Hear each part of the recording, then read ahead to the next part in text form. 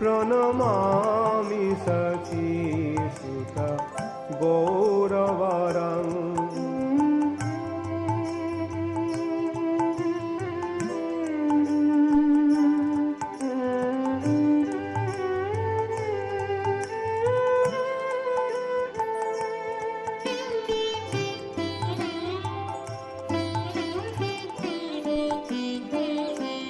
सततं जनता भव तापहरं परमार्थपरायण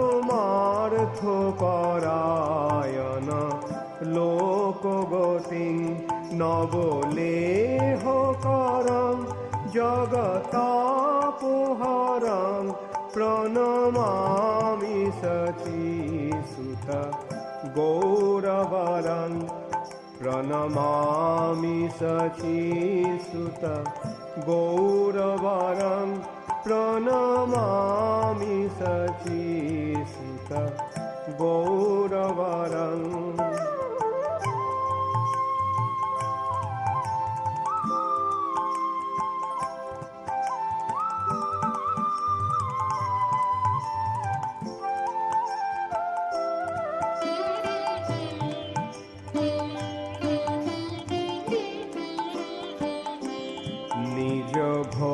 भक्तिकारं प्रियचारुतरं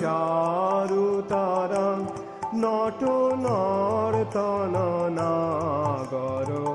राजकुलं कुलकामिनी मानस लास्यकरं प्रणमामि सचीसुत गौरवरं प्रणमामि सचीसुत गौरवरं प्रणमामि सचीसुत गौरवरं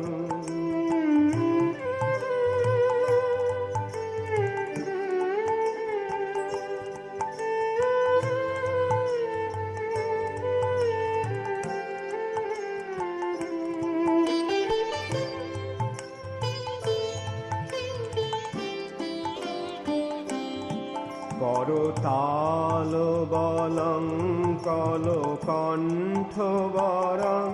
মৃদুবাদ সুবীনকয়া মধুরং নিজ ভক্তি গুণাবৃত নাট্যকরং প্রণমামি সচীসুত গৌরবরং प्रणमामि सचीसुत गौरवरं प्रणमामि सचीसुत गौरवरं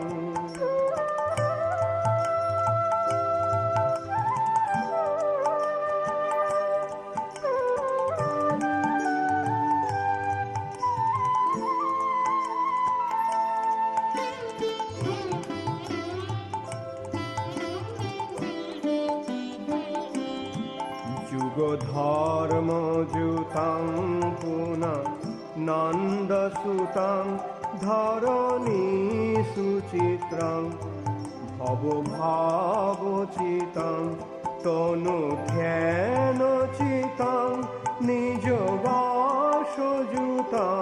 प्रणमामि सचीसुत गौरवरं प्रणमामि सचीसुत गौरवरं प्रणमामि सचीसुत गौरवरं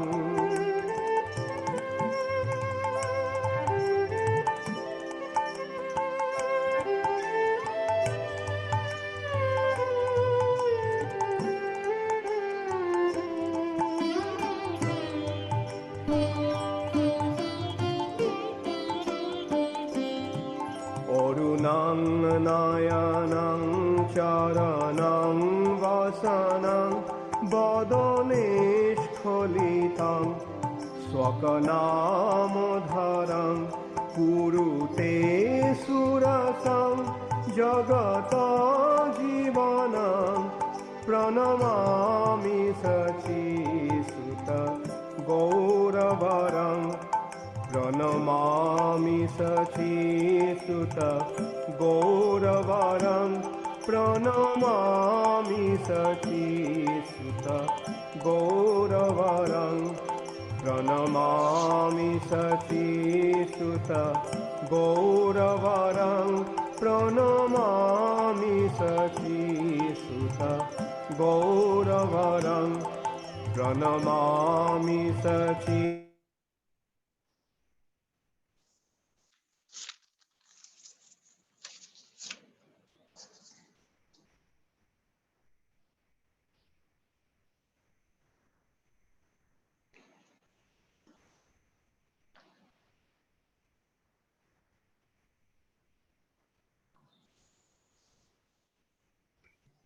Hare Krishna, Hare Krishna, Suresvara. Hare Krishna, please accept my humble obeisance, Prabhuji. Please accept my humble obeisances. Hare Krishna. So Yeah.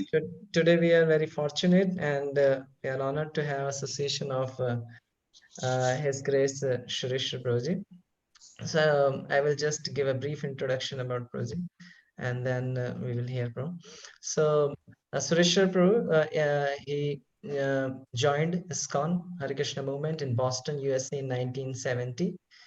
And over the years, Prabhu has done a lot of services, and that all services are around book distribution only, Srila Prabhupada books. As a young brahmachari, he distributed books. And from 76 to 80, he served as the indexer for North American BBT in Los Angeles. Then 80 to 93, he served at Gita Nagari and wrote several articles for Back to Godhead magazine. And 93 to 95, he lived in Bhakti Vedanta Eco Village in Karnataka. And he is mainly working in this field only. In 2000, since 2000, Prabhu has served as the main book distributor and class giver at New Navdeep, Honolulu, Hawaii. And since 2008, he has been serving half the year in Hawaii and other half in the Sridham Mayapur, where Prabhu is studying and teaching at MIHE, Mayapur Institute of Higher Education, and he currently coordinates MIHE's orientation days and the Vaibhav course and serving as a teacher and writer. So today we are very fortunate to have Prabhu's Association for this session where we are hearing about Srila Prabhupada, hearing some of the interactions Prabhu would have with His Holiness Bhakti Charu Swami, Guru Maharaj, and at last we can have some question answers. So we welcome Prabhu by loudly chanting one time Hare Krishna Mahamantra. Hare Krishna, Krishna Krishna, Hare Hare, Hare Ram, Ram Ram, Hare Hare. Hare Krishna, Prabhu. Hare Krishna. Thank you so much for inviting me to be with you. I take it most of you are in Ujjain or no? From all over? Yeah, most of the devotees at Ujjain and many joined from other places also. Okay. Means those who are connected to Ujjain. So, yeah, we're all still grieving, of course, the passing, the loss of our dear Bhakti Charu Maharaj. I'm just starting to read his book now, Ocean of Mercy. So, and I'm only a little bit into it, but what strikes me about how he came to Srila Prabhupada, externally, it was similar to how I came because I was also a student looking for the truth. And then dropping in and out of university for about 5 years in the States. And of course, it was the 1960s. So we were all opposed to this horrible war called Vietnam War. So I went to Canada. And Canada was a haven, a safe haven for war resistors. And that's where I read Prabhupada's Gita and realized that I wanted to join Prabhupada's army, not the US Army. Maharaj, I was reading, he read Prabhupada's Nectar of Devotion, and he was so inspired that he knew just on reading Nectar of Devotion that the author must be his spiritual master. So in the West, we have a little bit of a joke amongst us Western devotees. We say that in Vedic culture, they have samskaras, spiritual impressions, which carry the soul forward on his journey back to Godhead. So in the West, instead of samskaras, we have some scars.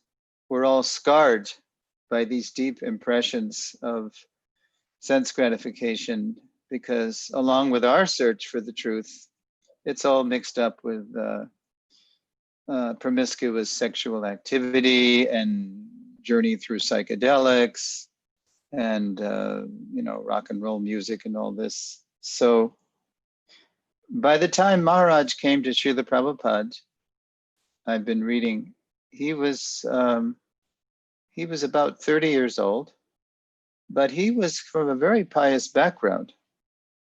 His mother was pious. He lost her untimely, early. And his samskar, his name was Kishore, which was the name of Krishna. And then he met Prabhupada, and Prabhupada gave him the name Kshore Gopinath. So Gopinath Prabhu became Bhakti Charu Maharaj in very short order, just within a matter of months. Whereas even though I joined the movement some years earlier than Maharaj, because of my background and the scars, we had some scars, as much as I was grateful to Prabhupada and thrilled by his Bhagavad Gita and committed to Krishna consciousness, I kept my distance, frankly, from Prabhupada when he was walking among us, because I was still too attached to sense gratification. And to be close to Srila Prabhupada, you had to become like Prabhupada. Prabhupada was a roaring fire of Krishna consciousness. And unless you were willing to surrender to his mood and be close like that, you just got burned. So very soon I was reading, Prabhupada saw in him a very cultured Bengali boy at the time, young man. And Prabhupada right away asked him to translate his Bengali writings into English. Or no, was it English into Bengali, I guess? How did it go? Prem Avatar, Prabhu? Yes, yes, Prabhuji. Prabhupada wanted him to translate what into what? Prabhupada, he translated English to Bengali. English to Bengali, right? That's right, and that's why it was such an amazing order, because by then Prabhupada had translated so many books, but Prabhu took it seriously, and then Maharaj, it took him decades, and just like Prabhupada was translating all the time in the middle of the night, so Maharaj took it so seriously, he was able to actually finish that and do that. And I also read that he came, and very shortly he was initiated, first and second, and then within a few months he gave Kshore Gopinath Prabhu sannyas, and some of Prabhupada's disciples questioned that. Why so quick? He's a new man. And I read that Prabhupada said, I can recognize purity. So that was such a powerful endorsement from Srila Prabhupada. And while all this was going on, like today we have the films, and we see the films of Maharaj with Tamal Krishna Maharaj with Prabhupada and Rishikesh in 1977, trying to help Prabhupada get his health back. And of course, that didn't work. So Prabhupada announced that he wanted to be taken to Vrindavan to leave this world, and that broke Maharaj's heart. It broke everyone's heart. But I did not know him then. it wasn't like today where we know everything going on instantly through social media and, you know, WhatsApp, and this is all came out later. I didn't meet Maharaj until 1987. So he joined in 76, 87. I met him because that was the first year of the Vrindavan Institute for Higher Education, the first attempt at higher education for adults in Iskcon. And I was thrilled. And the founder was Borijan Prabhu, my old friend from Gita Nagari. And he invited me. He said, Suresvara, please come and attend the first semester of VIHE. He actually asked me to teach the Gita, but I declined. I said, I just want to come and hear. So I came, 1987. It was Kartik, the first semester. It was a wonderful launch.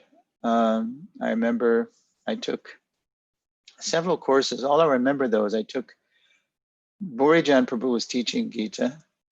Jayadvaita Maharaj was teaching a course called Clear Thinking and Strong Speaking. And if you know Jayadvaita Maharaj, you will smile at that because his brain is like a laser. He just can assimilate so much information and come back in a few words and give an answer or make a comment that's so incisive and so Krishna conscious, it amazes you. So I remember taking that. But the most I remember is that Bhakti Charu Maharaj, he taught a course on Vaishnav etiquette, Bhakti Sadachar. And it was, as wonderful as the course was, the main thing I remember was, I forget if I asked him or he asked me, but I had lunch at his place. He had some rooms in the Krishna Balaram Mandir guest house. And so I was invited to lunch one day, and just the whole lunch was amazing, how he received me and how he had me served. And then afterwards, you know, the whole talk and his whole way of hosting me was a perfect model of what he'd been teaching. There was no difference between what he was teaching and how he was living. So receiving a godbrother, even though he was in every way my senior in age and in advancement, but you know, perhaps because I had joined the movement a few years before, he was just, as so many devotees report when they talk about Maharaj, he made you feel so special, like you were the most important person in the world to him. So I think the first thing that happened when I knocked on his door and then his assistant ushered me in, I think he had the assistant bathe my feet, which I had never heard of before. I didn't know what that was about. You know? I said, what is this? And so like I'm watching the assistant bathe my feet and I'm looking at Maharaj and he's smiling like he understands. I don't know, really, I can't relate to it, but anyway, he's explaining all these things to me. You know, this is the culture. And then I think he had the assistant bring a tall lassi to me, you know, some lassi. And all I knew was limca and thumbs up and Fanta and all these drinks. So lassi was something amazing to me. And then all the, I think it was Bengali cooking. And of course, we know that he was a great cook. Prabhupada liked his cooking. So that was my first experience with Bhakti Charu Maharaj, just hearing him teach Vaishnav etiquette and then totally modeling what he was teaching in his life and just being amazed. Wow, this is the culture that can save the world. We have all these literatures, but to live it is another level. My famous late godbrother Vishnu Ujjain Swami, the Kirtaniya, he was in Mayapur and in 74 or 5. And he came to Prabhupada and he said, Srila Prabhupada, I would like to take one of those boats down the river, down the Ganges, and dock in these little hamlets, these little villages, and chant Hare Krishna and distribute prasadam. But you know, Srila Prabhupada, I don't speak their language. So Prabhupada just laughed. He said, oh, even if you did, they don't care what you say. They just want to see how you behave. Achar is more important than prachar. Actions speak louder than words. So as wonderful as Bhakti Charu Maharaj's words were in that course, opening my eyes to so many aspects of Vaishnava behavior, relationship, etiquette, culture, community, as wonderful as that was, it was even more wonderful. Just, I think that must have been my most vivid memory of the whole VIAT semester, just having lunch with Maharaj in the Krishna Balaram guest house. Now that was 1987. And in the mid 90s, my wife and I, we had a little baby daughter in 1990. So we were living at Gitanagari, as Prabhu said, for some 13 years, actually. 80, 81 to 93, something like that. So we had this dream of raising our daughter with some culture, because America doesn't really have culture. You can't call Walt Disney culture, or you can't call McDonald's culture. You can't call Coca-Cola culture. All these iconic American corporations that have exported themselves all over the world. It's not really culture. It's kind of anti-culture. It's the culture of sense gratification. So we had a dream that we have this nice little girl, and let's give her a chance to have some culture. So we moved, as Prabhu said, we actually spent some time between 1993 and 1995, total about a year between those two time points, from September 93 to April 95. We spent a total of about a year in this Bhaktivedanta eco-village in Karnataka, Kudachadri mountain. It's still there from what I understand. Not the mountain, the community. And so for inspiration, occasionally we would go to Udupi, because it's not that far from Udupi.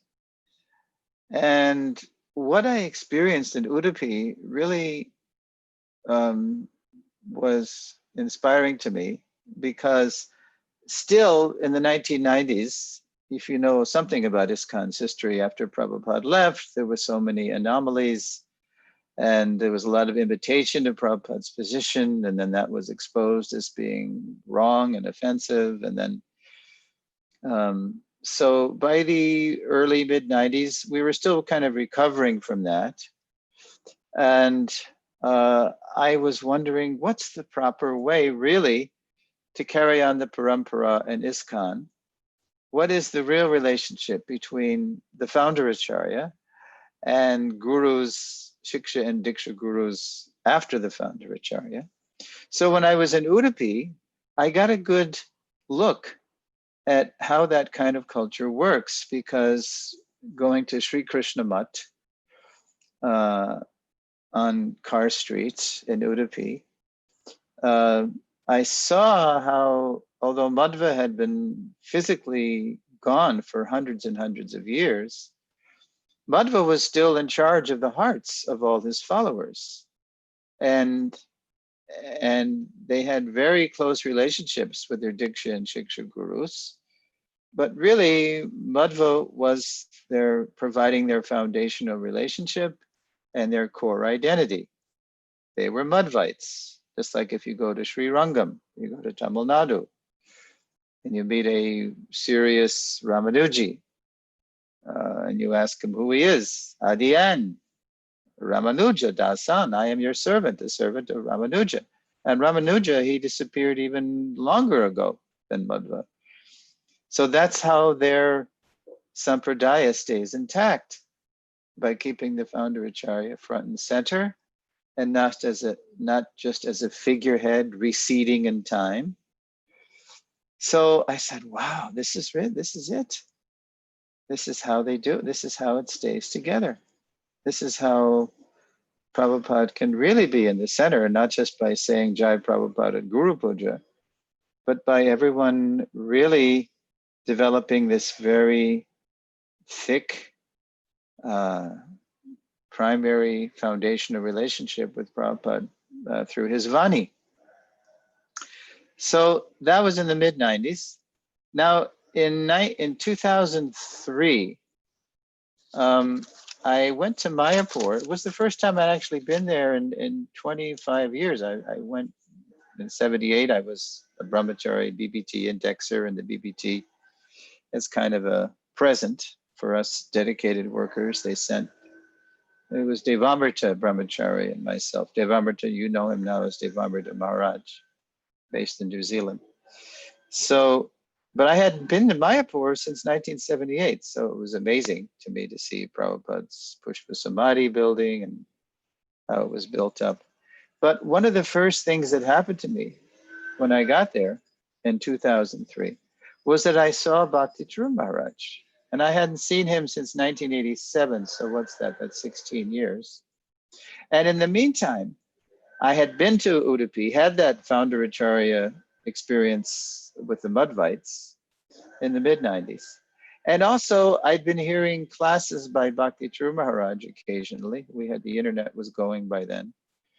And I had heard him speak very forcefully about Prabhupada's position. And so I thought, wow, well, he really understands. He really understands Prabhupada's position.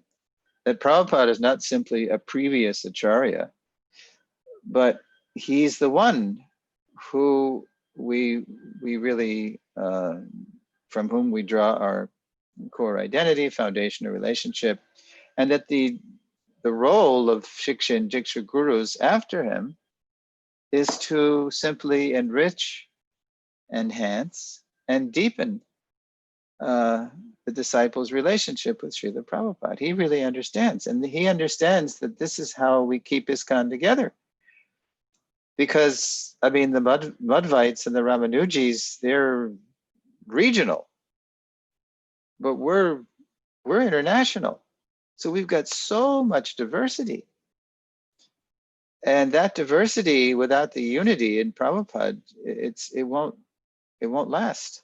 It'll just fragment.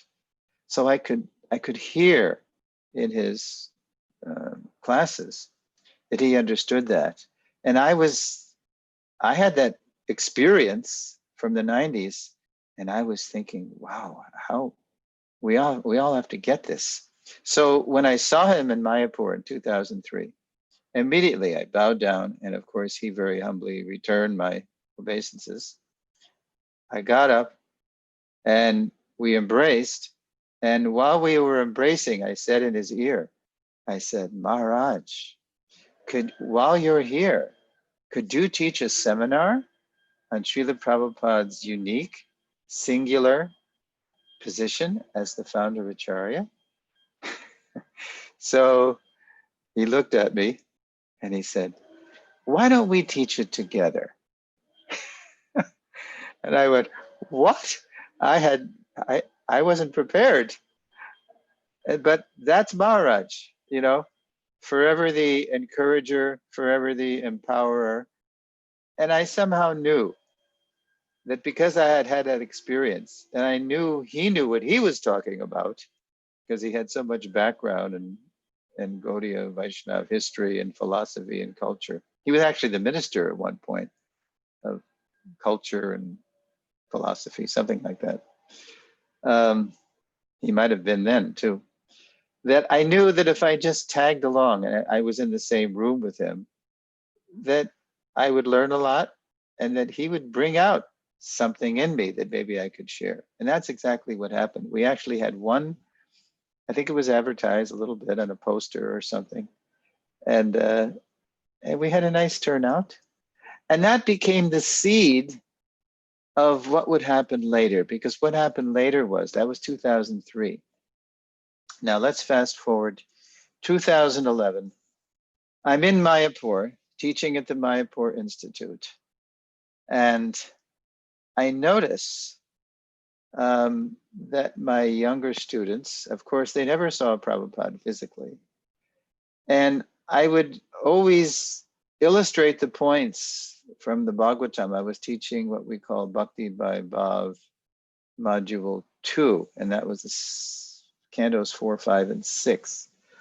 So I would always illustrate the points in the verses and purports with stories of Prabhupada, because his life would illustrate the points, because he was a living, breathing, walking Bhagavatam. And so my students would look at me, and I could see in their faces that they were thinking, oh, you're so lucky, Prabhu. You saw Srila Prabhupada. We're so unlucky. We were born too late. And I was thinking, wow, just because they never saw Prabhupada physically, they feel so disconnected from him. This is not right. That means every generation, as time goes on, is going to get farther and farther away from Srila Prabhupada. This can't be. So I made it my mind to do something. To actually, I said, I gotta make a seminar. I thought of that little class that Maharaj and I gave, and I thought, well, I've got to do some serious research, and I've got to actually make a whole seminar series. And so as soon as I became committed to that idea, the very next day in the temple room in Mayapur, I met a devotee who, and he knew me from the States, and he said, oh, Suresvara, why don't you come to a meeting? We have this committee. It's called Srila Prabhupada's Position Committee. In other words, because Krishna knew that I was a little serious about making this seminar series, the very next day, he put me in touch with this whole strategic planning team committee called Srila Prabhupada's Position Committee, co-chaired by none other than Bhakti Charu Maharaj. So I just was invited, so I went to the committee meeting. And Maharaj, of course, fully embraced me as a guest, and he said, oh, Suresvara Prabhu, yes, he's a, Prabhupada man and all this stuff. And I was feeling embarrassed. But I was immediately put by Krishna in an environment which was encouraging me to do this, to actually, and Maharaj gave me he said, oh yes, you have this, you want to do this? Please do it, because that's our whole mission here. We've got to actually deepen everyone's awareness in Iskcon of Prabhupada's singular, unique, foundational position. So I said, okay, Maharaj is encouraging me, then I must be on the right track here. So what happened was, after it was the end of my stay. The MIHE semester was over. Then Gaur Pranim passed, and then I went back to my base. I was living in Hawaii at the time. That's a little dated now. Now I'm based in Tucson, Arizona.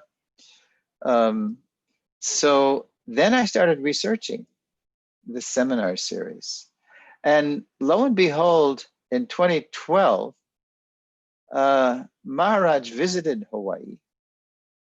And it's kind of funny. I don't know if you know this, but he came to Hawaii. He had one visit, and he was there for a couple of weeks. His health was a little weak, but also it was getting very intense with GBC business. And he was telling us that everybody wants me to be on their side. Some issues, GBC issues. And I don't want to choose sides. I think this is just going to, divide us. So he just got away from it all. And there was a devotee, I think his name was Vasudev, who serves Subhag Maharaj sometimes. Anyway, he came with Maharaj to Hawaii. And it's very nice time of year. I think it was May. And it's very beautiful in Hawaii. Well, it's always beautiful in Hawaii, but especially in May, he came.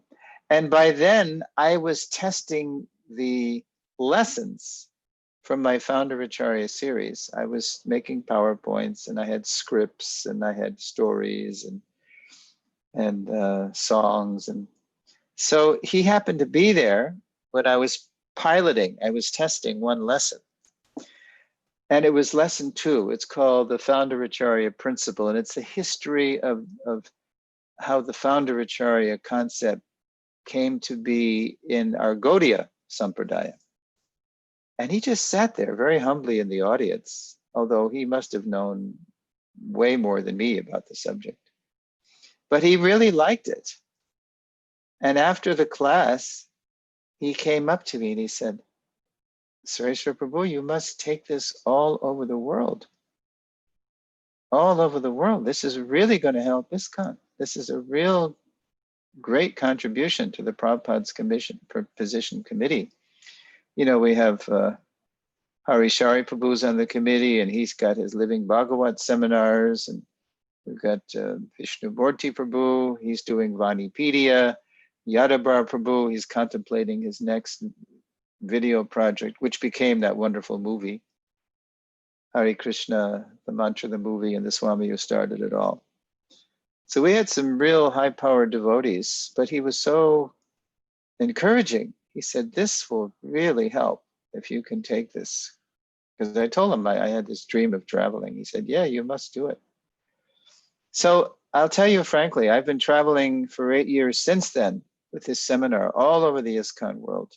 For the first time, because of COVID, I'm not physically traveling. I'm just presenting on Zoom, which is better than nothing, but it's not quite as good as being there in person.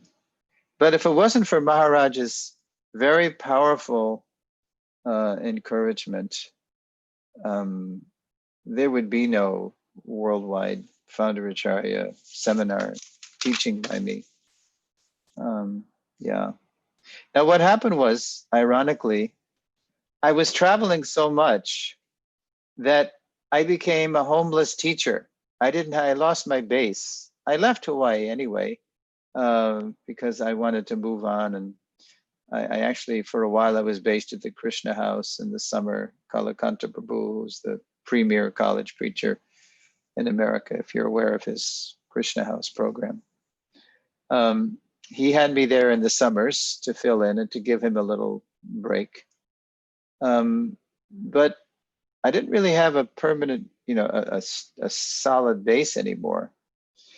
And I was getting worn out. I was traveling so much that I could feel my body's immune system go down, and my health was broken. I couldn't actually, teach for a while because I was too weak. So Maharaj heard about this, and in classic Bhakti Charu Maharaj fashion, he invited me to Ujjain, where I came in 2015 for a few weeks, because it was then you had your clinic up and running for about a year earlier. It was still pretty new. And he said, why don't you take our, Panchakarma Ayurvedic hot oil massage treatment and see if that can help you. And he said, you don't have to pay. It's just a courtesy I'm offering you, a gift I'm offering you. So that was so wonderful. That was another example of him not just talking about etiquette and culture and behavior, but modeling it. So I came in September. It was a few weeks in, it was late September into October. I was there for maybe a month. Yeah. And it didn't really get to bottom of what was wrong with me. What happened was later when I moved here, actually to Arizona, I found out that I had prostate cancer and it was affecting me.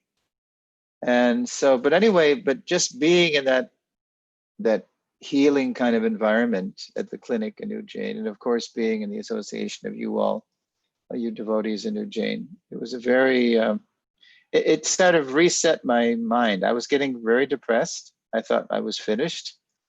I couldn't, do what I call my mission in the mission anymore, the founder Acharya mission. I didn't know what was wrong with me. I knew there's something wrong. But just by his tender, loving care and offering me that, then it started me on a journey of healing.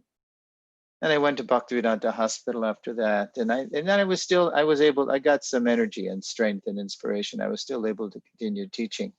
And then I finally found a new permanent base here in the southwest part of the United States. This is a state, it's called Arizona. It's just like it sounds. We call it the arid zone. It's very hot, it's very dry. Usually I'm not here in the summer because it's so wicked hot. It's like in Celsius, it would be in the 40s, so it's, but I am, here with some cooling condition in my room, and then I teach a lot on Zoom. So that, that set me on a healing path. And then I was able to actually get it diagnosed, and then we were able to take care of it. And so I know Mandakini Mataji, she recently addressed you. And I think maybe she shared with you the story because she's on a team, the Sabha, the Spiritual Advisors Bhagavad Assembly, this kind of relatively new group that was formed by the GBC to help the GBC actually be a little more relevant and balanced and pinpointed in their resolutions and their governance of Iskcon. So I believe Mandakini Mataji shared with you how before Maharaj came on that fateful trip to America, that he called up our chairman, Nisrigananda Prabhu, and confided to Nisrigananda his concern.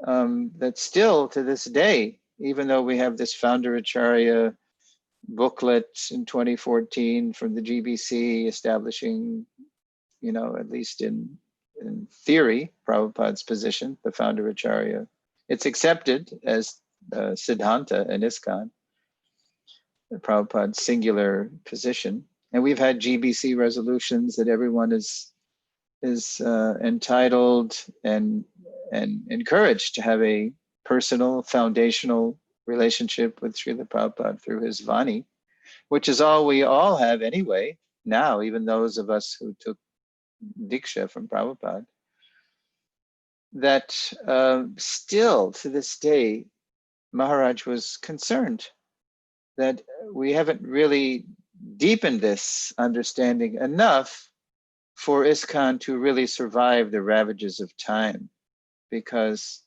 the central challenge we have in Iskcon, as was articulated in this booklet that our Prabhupada position came out with, Ravindra Sarup Prabhu being the main writer and all of us sort of being his feedback people and churning it and finally reaching the point where we thought it was ready to be published.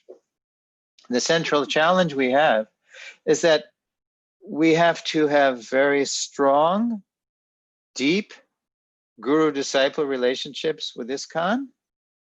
And we, at the same time, we need to be very faithful and chaste to the managerial structure that Prabhupada left us, which was the GBC and all these other we have zonal supervisors now and all these things. But whatever the structure is, Prabhupada wanted us to cooperate with the managerial structure at the same time that we're very faithful to our Diksha Shiksha gurus.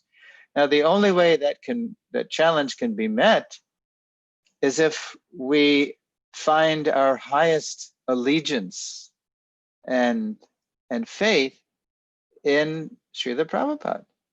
He is the unity amidst our ever expanding, ever increasing diversity. So it was quite telling to us. It was quite remarkable when Sri Gananda Prabhu shared that with us. As Maharaj, I think when he shared that with us, Maharaj by then was in the States and he was in intensive care with COVID. And then when he passed away, which was such a shock to all of you and all of us, that is what inspired Mahatma Prabhu and I, who are part of this Sabha, to dedicate the song that we made. Perhaps you've seen it on Dandavats. It's called Imagine Iskcon. And it's all about the kind of Iskcon that Prabhupada wants us to be completely now and in the future. But we dedicated it to Bhakti Charu Maharaj because we knew this was Maharaj's mood. Imagine Iskcon. I don't know if you've heard the song, but it's there, it's out there. And yeah, that's what inspired us because, you know, Mahaprabhu and I were older devotees, were known somewhat around Iskcon, but everybody knows Bhakti Charu Maharaj, kind of like the heart of the heart, you know? So we knew that if we dedicated it to him, that perhaps more people would hear what we were singing, the lyrics we were singing, because we knew that was his message also. So let's see, it's 40 minutes past the hour. I think that's all I want to share. I think I'd like to open it up for maybe some discussion. So is that okay, Prabhuji? Hare Krishna, Prabhuji. If some devotee has any question, they can raise their hand and ask. We don't have any question in the chat box now. Mm-hmm.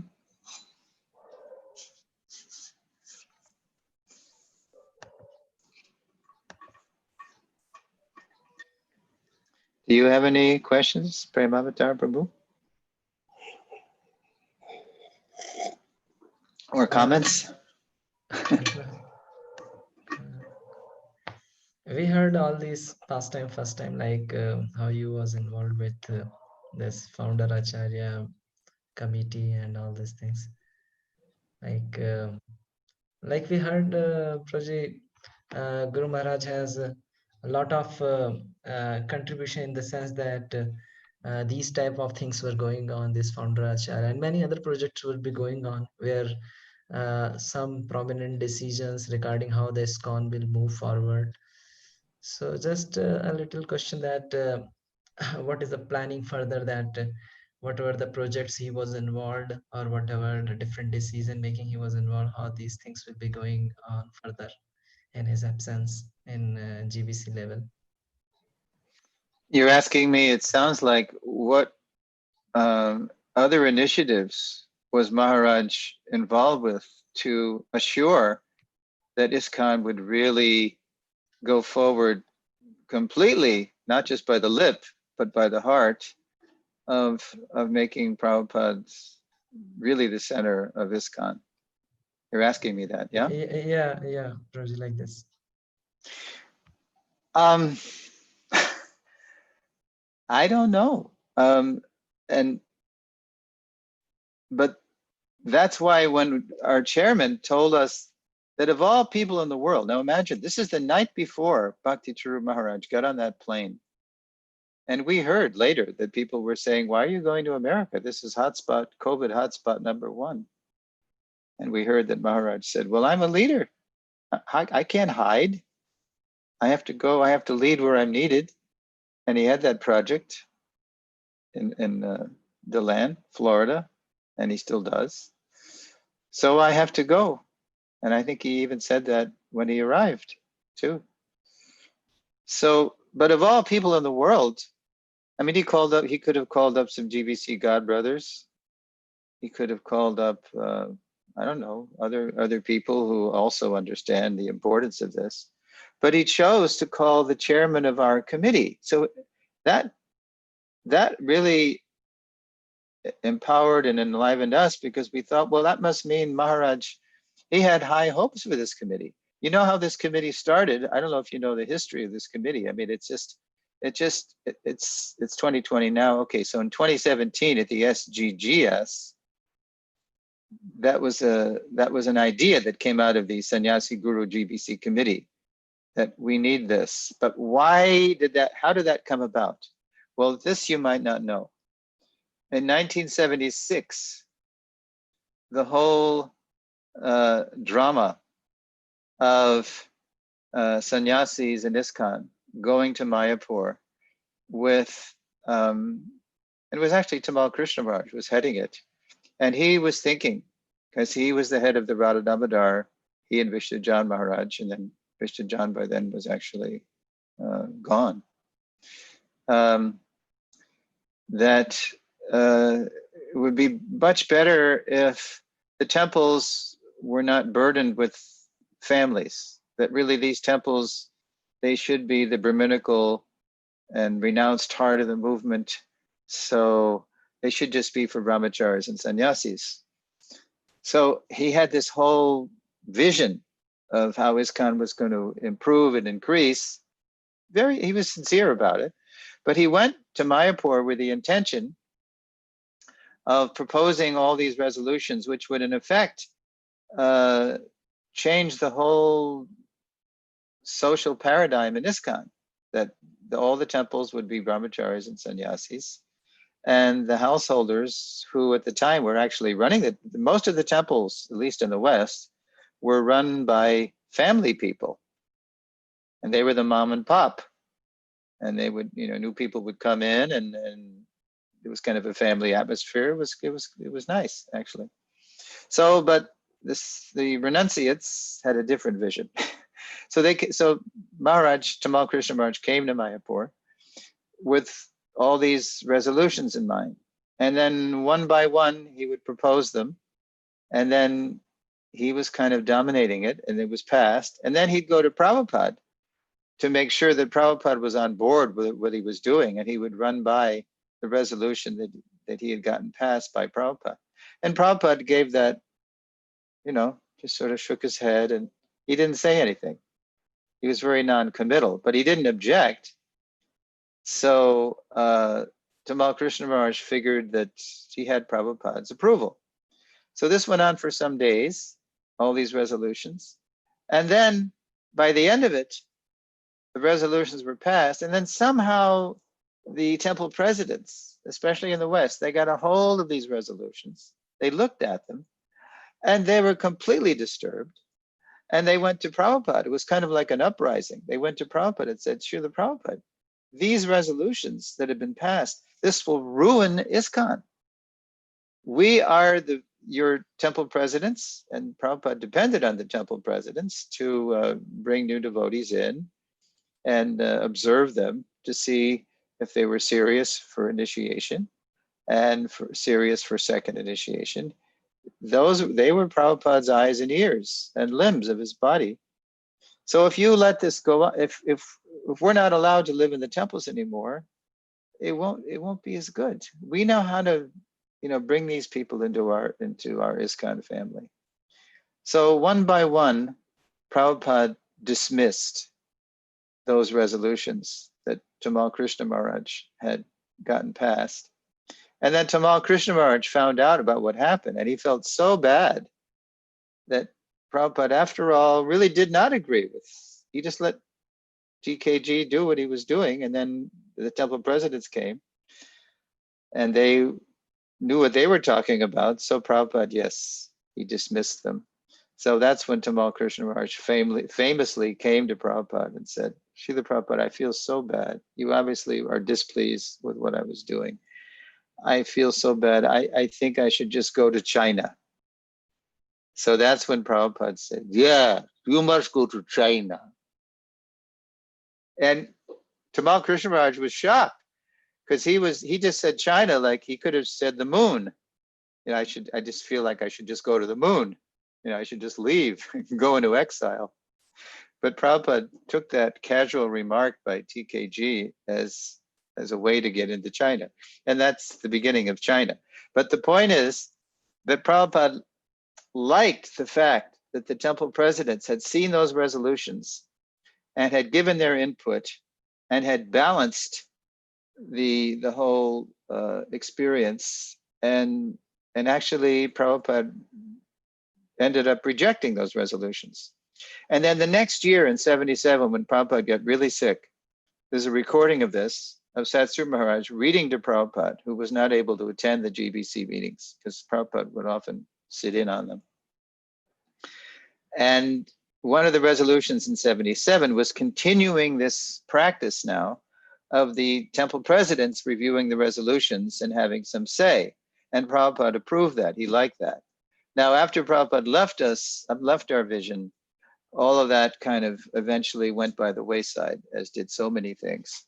But then in 2017 at the SGGS, the GBC, wanting to be more relevant and close to the devotees, and they conceived of this Sabha, Spiritual Advisors Bhagavat Assembly. And so this Sabha that we're part of has its historical roots in Prabhupada approving it in the 70s, that there be some kind of check and balance on the GBC. So of all the people in the Iskcon world that Maharaj could have called to express this deep concern he chose to speak to our chairman, Mr. Ingananda Prabhu. So this really was encouraging to us that Maharaj thinks, and then it became thought once he passed, that we have a lot to offer, and we've got to take this very seriously. So again, Maharaj the empowerer, Maharaj the encourager, the facilitator.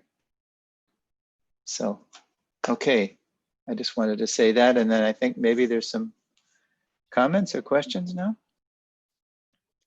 Yeah, there is two devotees has raised their hand, so I will unmute. So Uttam Shlok Prabhu, I am unmuting you. You can ask your question. Hare Krishna, please accept my humble obeisances. All glories to Srila Prabhupada. Jai Prabhupada. My obeisances. Hare Krishna, Prabhuji. The question is, we have a Prabhupada, and under him there was all GBCs, and all GBCs have all the sannyasis as a head persons in every region. Now, other sampradaya, they sometimes what they do is that they, after their main guru, they have another guru. They can handle all other GBCs, like whole management things also. Now, as we have a GBC and they're controlling each and every region, but sometimes we can see some groupism probably. This is Radhanath Swami Maharaj group. This is like Romapad Swami group. Sometimes other devotees not get involved in that any service, or sometimes and cannot you able to do the real seva unless you are in that group probably. So I'm thinking, this is my thought only, that in futures that GBC that have created can be divided into the region wise only, and not fully functioning the whole Iskcons properly. So like if we have any one leader, they can also, after Prabhupada, they can control all GBC also. And that might be functions very well, or no? Okay, right at the end, you kind of threw me a curveball there.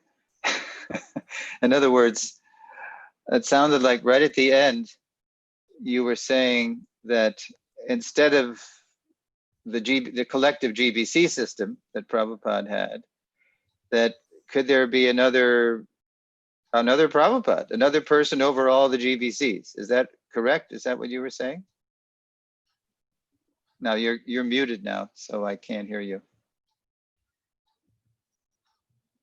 I cannot hear him. Okay, yeah. In other sampradaya, there is like a one guru's left. He managed to have another leaders. They can take care of their sampradaya. Like in Swaminarayan Sampradaya, there are like, Swamis are before they leave their body, they give their all management things to other gurus, Swamis. So, like in our Iskcon, Prabhupada has given GBC, which is best, and he may have thought very well deeply also. But another way also, sometimes all the GBC at the different region is good also, that they can do their own functions and grow. But over the GBC, somebody should be there that can control all the GBCs, and so this way they can have more unities in future. There should not be any divisions probably. Okay, so yes, there is somebody over the GBC, and that is Srila Prabhupada. Now, the reason we do have sometimes sectarianism and groupieism and factions is that, as Bhakti Charu Maharaj recognized, we are still not, all of us, deeply understanding that our core identity, our foundational relationship, is with Srila Prabhupada. Prabhupada is not simply a Diksha Guru of 5,000 ex-hippies, from the 1960s and 1970s. Rather, he is the Jagat Guru. He is the foundational Shiksha Guru for all generations of devotees for all time. Now, what happened after he left, I don't know how long you've been in Iskcon, but we had this phenomenon. It was called the Zonal Acharya Era. And ironically, Prabhupada started it, because I'll tell you what happened. Even after Prabhupada dictated his will, his last will and testament in May and in June 1977, and in the first sentence of that will, Prabhupada said that the governing body commission of Iskcon will be the ultimate managing authority in Iskcon.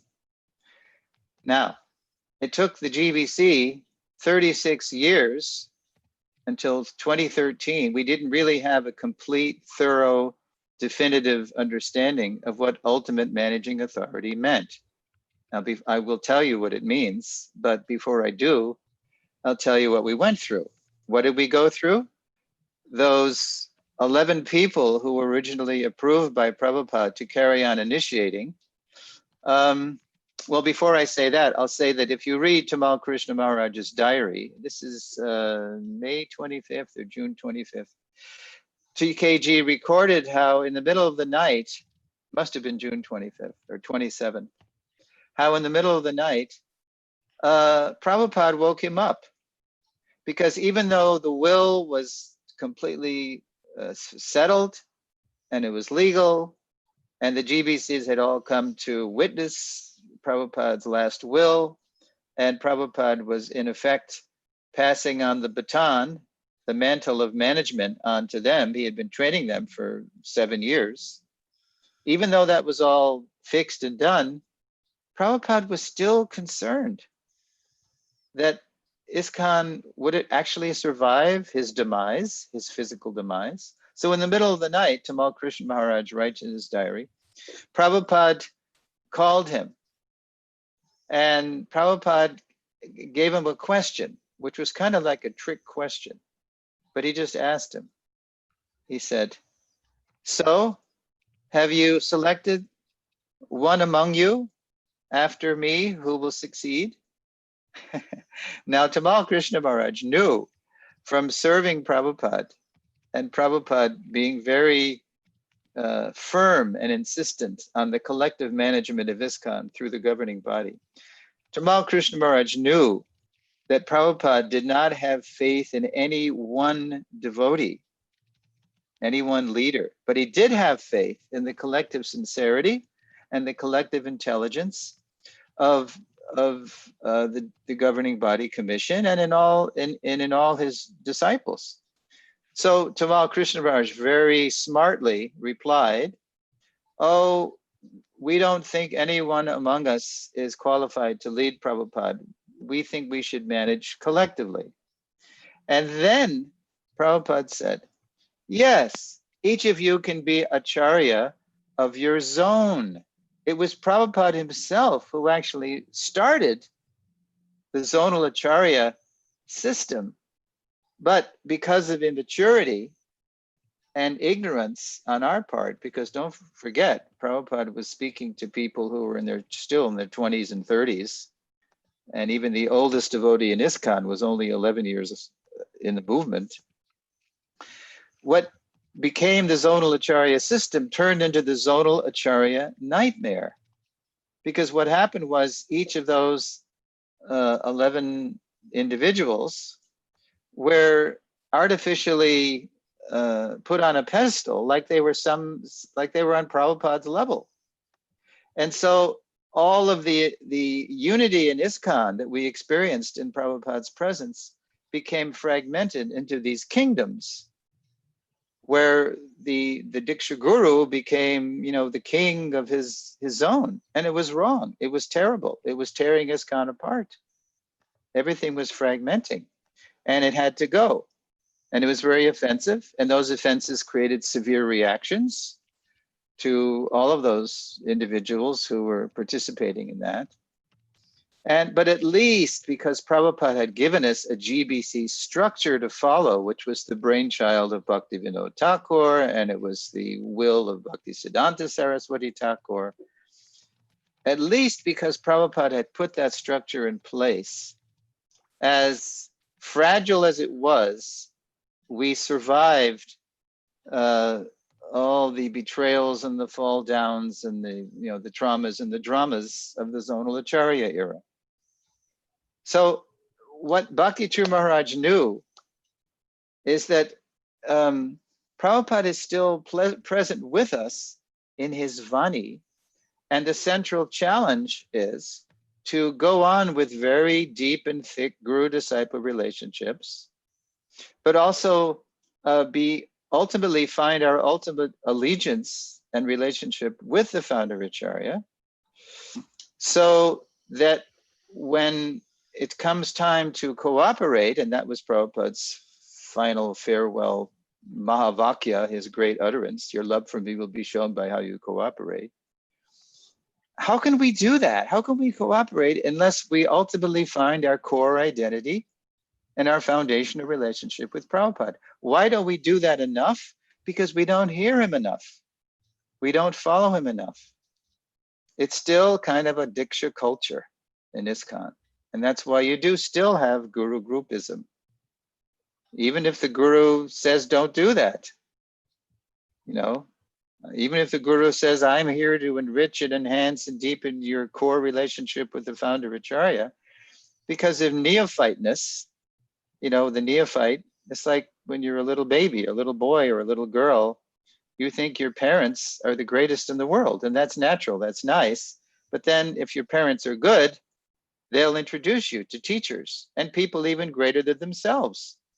So the Shiksha Gurus in Iskcon, their job is to introduce all their disciples and followers to the greatest person who was the foundational person of our branch of the Chaitanya tree.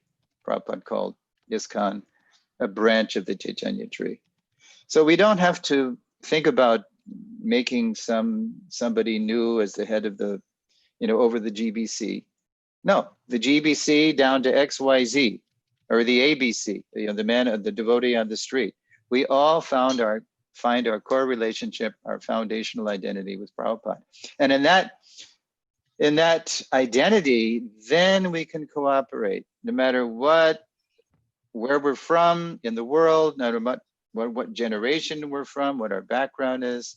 Prabhupada, he provides the unity amidst all that diversity. And that's why he said, your love for me will be shown by how you cooperate to keep this movement together when I'm gone. So we don't have to make anything up, Prabhu. We simply have to deepen our relationship with Srila Prabhupada. How to do that is an art. So as Prem Avatar asked, what initiatives was Maharaj planning? I don't know. I hope he was, I'm sure he was, not hope, I'm sure he was just showing devotees how to do that, how to get closer to Prabhupada. Like when I travel the world or on Zoom now, when I do it, I teach my 10-lesson journey, from Sambandha to Abhideya to Prayojana, deepening our relationship with Prabhupada, deepening our commitment to his mission, deepening our love for him. And then what do the devotees say at the end? Well, what do we do now, Prabhu? Oh, I said, well, you like the journey? You like hearing, you've discovered more about Prabhupada that you never knew? Well, start a support group, start a Lilamrita study group, start a Prabhupada, start something, or start a project that from hearing Prabhupada's life teachings, mood, and mission, would please him. So we simply have to deepen our relationship with Prabhupada. Prem Avatar Prabhu, it's 8:05. I do have to move on, but that was a really good question from Uttama Shloka Prabhu and a comment. And I think I'll quit while I'm ahead. So thank you very much. Okay, thank you, Prabhuji. So we are very fortunate. Really, we were able to have your association, and so many things we learned from today's session. Just like you told about that first, how you started with the incident that how for serving Srila Prabhupada we need purity, and how His Holiness Bhakti Charu Swami Guru Maharaj came in contact with Srila Prabhupada, and immediately he got in engagements serving Srila Prabhupada. And you told about the first interaction at MIHE first session on Vaishnava etiquette, and how that Vaishnava etiquette was practically manifested in his meeting with you on lunch. And then you told about that how Vishnujan Maharaj wanted to go for preaching, and Prabhupada told that you just need to act. The language does not matter. And His Holiness Bhakti Charu Swami Maharaj epitomized this.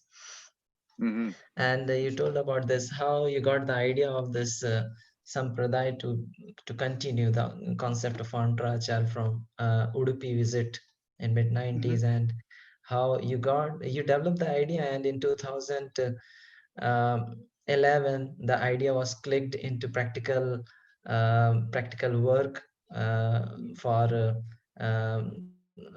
to work on this project. And on the same next day you was asked to join the strategic planning meeting for Srila Prabhupada position. So in this way, how gradually all these things manifested.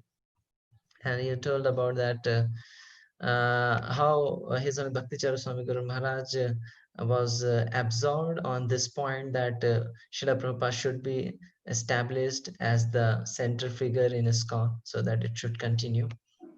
And you related how it's important actually, like what happened in 1976 after Srila Prabhupada left, and Zonal Acharya, all these things.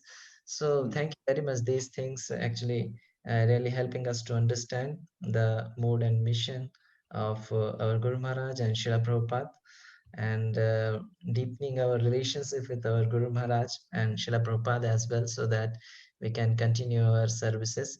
And we beg for your blessings to empower us so that we can follow these teachings and become a loyal servant of Srila Prabhupada, and continue to serve the mission, continue to serve in Iskcon. And thank you very much.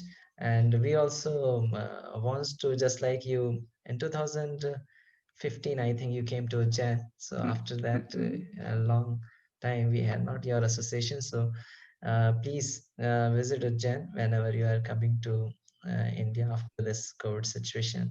We'll be happy to have your association. Thank you very much, bro. So we will thanks by loudly chanting one time Hare Krishna Mahamantra. Hare Krishna, Krishna Krishna, Hare Hare, Hare Rama, Rama, Hare Rama, Rama Rama, Rama, Hare Hare Hare. Hare. Hare Krishna. Jai, Hare Krishna. Ishwar Prabhuji ki jai. Holiness Bhakti Charu Maharaj ki jai. Srila Prabhupada ki jai. Ki jai. Gaur Premanandi. Hari Hari Hare Hare Bol. Bol. Thank you, Prabhuji. Hare Krishna. Thank you.